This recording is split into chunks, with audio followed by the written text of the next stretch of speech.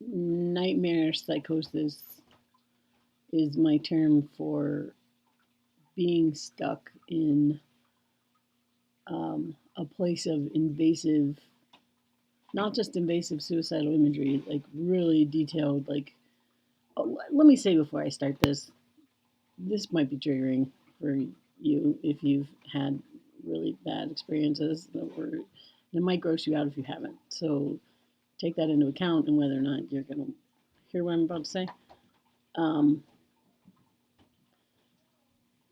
for me, nightmare psychosis started with a really strong image of carving with a blade into my flesh the words justify your breath, right? So, like, you don't deserve to be alive. Um, and then it got progressively worse from there. The most terrifying thing about it by far was that nobody could get between me and my merciless cruelty to myself. It's like being in a room with a madman with a whip who is just taking it out on you. Like, and there's no one who can help. And those were the words that played over and over and over again. No one cares. No one can help. No one is coming.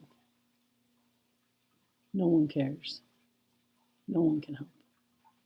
No one is coming. I felt like I was in a, because I have children, I will never hurt myself. I will never kill myself for as long as I identify with having children. If that snaps and I identify and a different part of me takes over that doesn't have children, that doesn't identify that way, then I would be in critical danger. And I don't like the feeling of knowing that I would hurt myself if I could.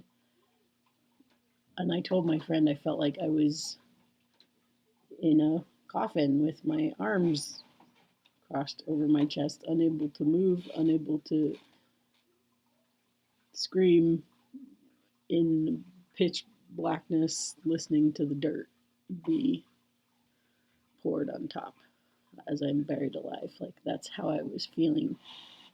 And she was like, okay, you need some help. And I was like, I don't want to inconvenience the world and my family and throw everything into turmoil. And she's like, you deserve not to suffer horribly. Even if you're not going to hurt yourself, you still deserve not to suffer horribly. And the same is true for you. The same is true for you. Um, you deserve not to suffer horribly. And there are a lot of people out there who want to help us if we look. So you can look up crisis in your town and call that number if you need to. Um, or even if you think maybe you need to, and they'll help you decide whether or not you need to.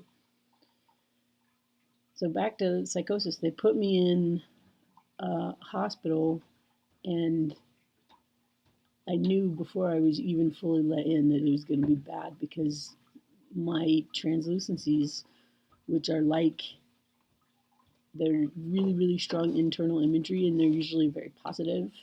So, like, there's a dragon that lives down here in my recording studio with me, and well, she has these bright yellow orange eyes and is a sort of teal, green, blue, sparkly color. Usually they're positive, and I'm just used to living with them because I've lived with them my whole life.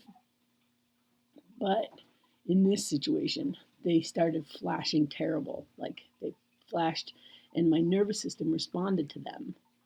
And so I got really scared and really nervous. And as soon as they let me in, then they were doing the intake paperwork and all that jazz. And all of these little black spiders started crawling across the floor at me. And as they crawled across the floor, they grew into little black crabs and then bigger black crabs. And then they became, eventually, they became these like kind of monsters coming at me. And it was really scary. It was really scary. And worse shit happened. Lots of other stuff happened. If you want to hear more details about the the psychosis than what I saw, I can tell you. But what and the cool thing, there was a cool thing, and that was my brain decided to like dress up the day room and the psych ward as a World of Warcraft level.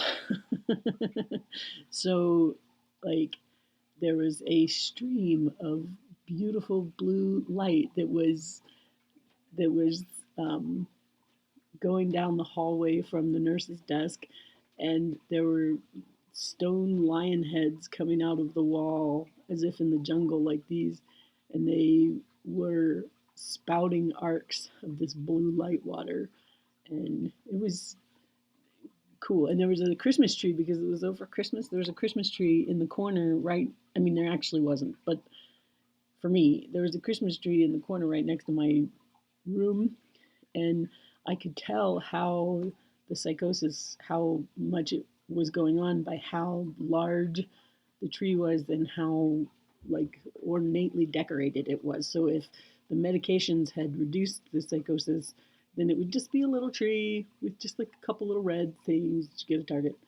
And then if the psychosis was like really taking off, it would be like 6, 8 feet tall, gorgeous tree, like golden balls and red ones and bows. And so I got my own Christmas tree.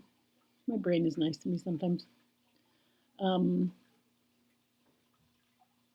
ECT was the only thing, electroconvulsive therapy was the only thing that could stop my hallucinations that time around.